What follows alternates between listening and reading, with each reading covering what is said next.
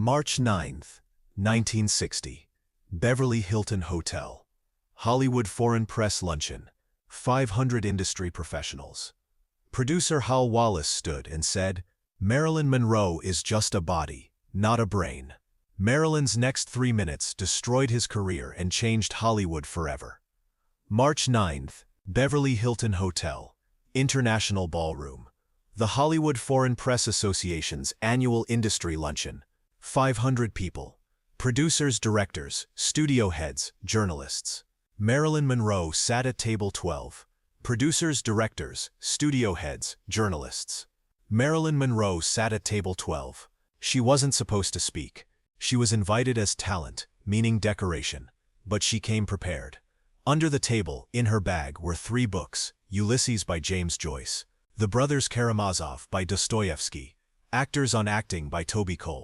Marilyn had been reading all week, taking notes, highlighting passages, because she knew what was coming. The luncheon began: speeches, awards, industry talk. Then Hal Wallis stood up. Famous producer. Casablanca, Beckett, dozens of classics. Powerful man, respected man. Or so everyone thought.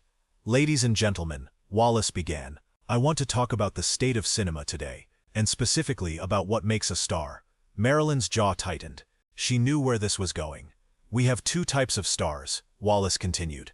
"Actors and personalities." He paused, looked directly at Marilyn. "Actors have talent, training, intelligence. They study their craft. Brando, Olivier, Hepburn." The room was silent. "And then we have personalities. Pretty faces, bodies. People who look good on camera but couldn't quote Shakespeare to save their lives." A few nervous laughs. "Take Marilyn Monroe, for instance." He gestured toward her table. "Beautiful? Absolutely. Profitable? Sure.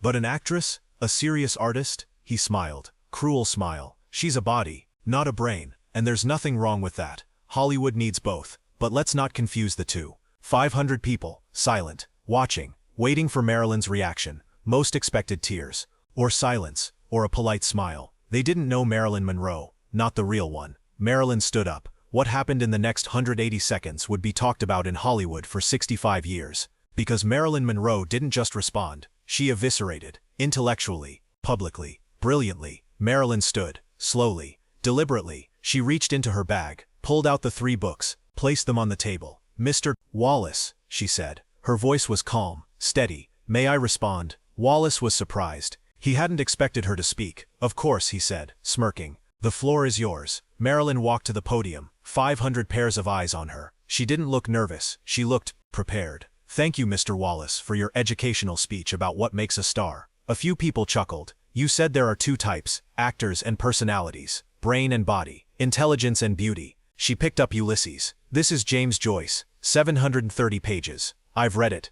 Twice. Once in 1954, once last month." She opened to a marked page. "History is a nightmare from which I am trying to awake." That's Leopold Bloom. Chapter 2. "Do you know what that means, Mr. Wallis?" Wallis didn't answer. "It means we're all trapped by how others see us. By their expectations, their categorizations, their assumptions." She put down Joyce, picked up Dostoyevsky, The Brothers Karamazov. 796 pages. "I've read it. And I can tell you that Dmitri's struggle between passion and intellect is not unlike what you just described. Except Dostoyevsky understood something you don't." Pause. "A person can be both." The room was completely silent now. "You see, Mr. Wallis, you've made an assumption. That because I'm blonde, I'm dumb. That because I play sexy roles, I have no brain. That beauty and intelligence are mutually exclusive." She opened the 3rd book, Actors on Acting. Lee Strasberg, my teacher, wrote the foreword to this book. He says true acting requires not just emotion, but intellect, understanding psychology, literature, human nature. She looked directly at Wallis. "I study, Mr. Wallis, every day. I read philosophy. I analyze scripts. I work with the best acting coaches in the world. Not because I'm just a body, but because I'm a serious artist." Someone in the audience started clapping, then another, then more. But Marilyn wasn't done. "You mentioned Brando, Olivier, Hepburn, all brilliant actors. I agree." She smiled. "But did you know that Laurence Olivier called me after The Prince and the Showgirl? We worked together. And you know what he said? He said, 'Marilyn, you understand this character better than I understand mine.'" Gasps. "And Marlon Brando, we studied together at the Actors Studio. And he told Lee Strasberg, 'Marilyn has instincts I've been trying to learn for years.'" She walked closer to Wallis. So when you say I'm just a body, you're not insulting me, Mr. Wallis. You're revealing your own ignorance. The room erupted. Applause. Standing ovation. But Marilyn held up her hand. I'm not finished. The next 60 seconds would end Hal Wallis's reputation in Hollywood. Because Marilyn was about to expose something everyone knew but nobody said. Marilyn returned to the podium. The room quieted. Mr. Wallis, you mentioned the films you've produced. Impressive list. Casablanca is a masterpiece. She paused. But let's talk about the films you didn't want to make. The ones you rejected. Wallis shifted uncomfortably. In 1952, you had the chance to produce A Streetcar Named Desire. Tennessee Williams wanted you. Elia Kazan wanted you. But you said no. She pulled out a piece of paper, a letter. You wrote to Williams, "This story is too dark, too intellectual. American audiences want entertainment, not depression." Gasps. That film went on to win 4 Oscars, and is now considered one of the greatest American films ever made. She pulled out another paper. In 1954, you rejected On the Waterfront. You said, "A movie about union corruption. Who wants to see that?" More gasps. 8 Oscars. She looked at him. So when you lecture me about what makes good cinema, I have to ask, do you even understand cinema? Or do you just understand commerce? The room was in shock. You said I'm not an actress, because I haven't been to drama school. But neither has Humphrey Bogart, neither has Cary Grant, neither has John Wayne. She smiled. Talent isn't a diploma, Mr. Wallis. It's work, dedication, understanding your craft. She picked up her books again. I read, I study, I work with the best teachers. I do 40, 50, 60 takes if that's what it takes to get it right. Not because I'm a perfectionist, because I care. She stepped down from the podium, walked toward Wallis's table. But here's what really bothers me about what you said. She stood in front of him. It's not about me. I've been called worse. I've survived worse. What bothers me is what you're saying to every young actress in this room. She gestured to the audience. You're telling them, if you're beautiful, you can't be smart. If you're sexy, you can't be serious. If you're a woman, you have to choose, body or brain. Her voice rose, and that's not just insulting. It's destructive. She turned to the audience. How many talented women have been told they're just pretty faces? How many smart women have been dismissed because they don't look like stereotypical intellectuals? How many brilliant actresses have quit because men like Mr. Wallis decided they weren't serious enough? The room was silent. Powerful silence. I refuse to choose, Marilyn said. I am beautiful and intelligent, sexy and serious, a body and a brain. She looked at Wallis one last time. And if you can't see that, Mr. Wallis, the problem isn't with me, it's with you. She walked back to her table, sat down. The room exploded. Standing ovation. 500 people on their feet, except Hal Wallis, who sat, pale, stunned. What Marilyn didn't know, 3 journalists in that room would write about this moment. And by tomorrow morning, all of Hollywood would be talking about how Marilyn Monroe destroyed Hal Wallis with nothing but her brain. March 10th, 1960. The next morning. Headlines, Variety, Monroe outsmarts producer in public showdown. Hollywood Reporter, Marilyn Monroe quotes Joyce, Dostoyevsky, in intellectual takedown of Hal Wallis. Los Angeles Times, the dumb blonde who isn't. Marilyn Monroe proves critics wrong. The story spread like wildfire. Marilyn's phone rang. Her agent, Marilyn, have you seen the papers? Yes, Marilyn said quietly. You're brilliant. Everyone's talking about it. But, are you okay? Wallis is powerful. He might retaliate. I don't care, Marilyn said. I'm tired of being underestimated. I'm tired of being treated like a decoration. I know, and you were magnificent. But there might be consequences. Then let there be consequences, Marilyn said. I'd rather have consequences than compromise. That afternoon, Marilyn received a letter from Laurence Olivier. My dear Marilyn, I heard about yesterday. Brilliant. Absolutely brilliant.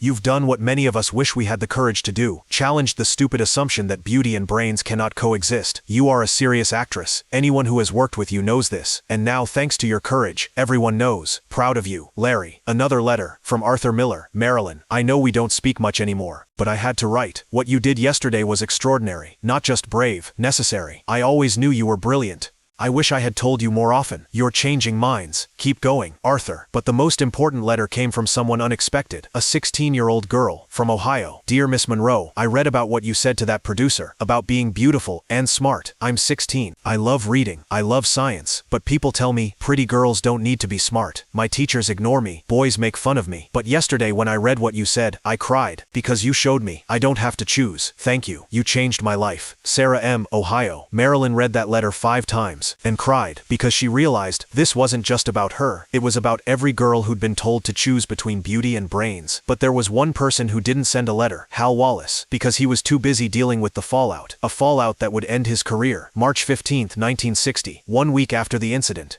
Hal Wallis was in his office. The phone hadn't stopped ringing, but not with congratulations, with cancellations. First, Elizabeth Taylor called. She was supposed to star in his next film. Hal, I can't work with you. Not after what you said about Marilyn. If you think that way about her, what do you think about me? She hung up. Second, the studio, Paramount. Hal, the board is concerned. The incident with Monroe has created bad publicity. We think it's best if you step back from your current projects. Translation, you're out. Third, actors, directors, writers, all pulling out of his projects. Because Marilyn Monroe had exposed something everyone knew but nobody said. Hal Wallis was a dinosaur. His views were outdated. And in 1960, Hollywood was changing. Women were demanding respect, and anyone who couldn't give it would be left behind. March 20, 1960. 2 weeks later, Hal Wallis held a press conference. Attempted damage control. I want to clarify my comments about Miss Monroe. I didn't mean to imply she lacks intelligence. I merely meant, a journalist interrupted. Mr. Wallis, have you read Joyce? Silence. What about Dostoyevsky? Marilyn Monroe has. Have you? Wallis stammered. That's not relevant. It's very relevant. You called her just a body, but she proves she's read more than most producers in this room. So the question is, are you just a checkbook? Or do you actually understand art? The room laughed. Wallis left, humiliated. Again. By 1962, Hal Wallis's career had declined significantly. He still produced films, but never A-list again, never prestigious. And every time someone mentioned his name, someone else said, oh yeah, the guy Marilyn Monroe destroyed. But Marilyn didn't gloat. She never mentioned Wallis again, because it wasn't about revenge, it was about dignity, and she'd made her point. The incident became legendary. But not just in Hollywood. Universities started teaching it. In film classes, gender studies, public speaking courses. The Marilyn Monroe speech became a case study in how to handle public humiliation, intellectual self-defense, challenging stereotypes. In 1995, Gloria Steinem wrote about it. Marilyn Monroe's response to Hal Wallis was one of the most important feminist moments in Hollywood history. She didn't just defend herself. She defended every woman who'd been reduced to her appearance. And she did it with intelligence, grace, and devastating precision. In 2010, Meryl Streep gave a speech at the Golden Globes. When people ask me about my career, I always think of Marilyn Monroe in 1960, standing up to a powerful producer, quoting Joyce and Dostoyevsky, proving that actresses can be both beautiful and brilliant. That moment gave permission to every actress who came after. We don't have to choose. We can be everything. Thank you, Marilyn. Today at the Beverly Hilton Hotel, in the International Ballroom where it happened, there's a plaque. On March 9, 1960, in this room, Marilyn Monroe challenged the assumption that beauty and intelligence cannot coexist. Her words changed Hollywood. Her courage changed the world. After Marilyn died in 1962, her personal library was cataloged. 430 books, Dostoyevsky, Joyce, Hemingway, Steinbeck, Freud, Nietzsche, margins filled with notes, passages highlighted, questions written. This wasn't decoration. This was a working library, a student's library. One book, Ulysses, had a note inside the cover. They think I'm dumb, so I'll study until I'm the smartest person in the room, and then I'll prove them wrong. Not with anger, with knowledge. Mim, the myth of the dumb blonde, died slowly, but it died because Marilyn Monroe, with 3 books and 3 minutes, destroyed it. She showed the world, you can be beautiful and brilliant, sexy and smart, a body and a brain, and if someone tells you to choose, that's their limitation, not yours. March 9, 1960, 500 people watched Marilyn Monroe destroy a producer's career with nothing but her intellect. But she didn't destroy him with cruelty, she destroyed him with truth, and truth, spoken with intelligence, is the most powerful weapon of all. Hal Wallis produced 400 films, won dozens of awards, built a legendary career, but he's remembered for one thing, being the man who called Marilyn Monroe just a body, and being intellectually destroyed by her in 1800 Alzi, because underestimating smart women is always a mistake, especially when that woman is Marilyn Monroe.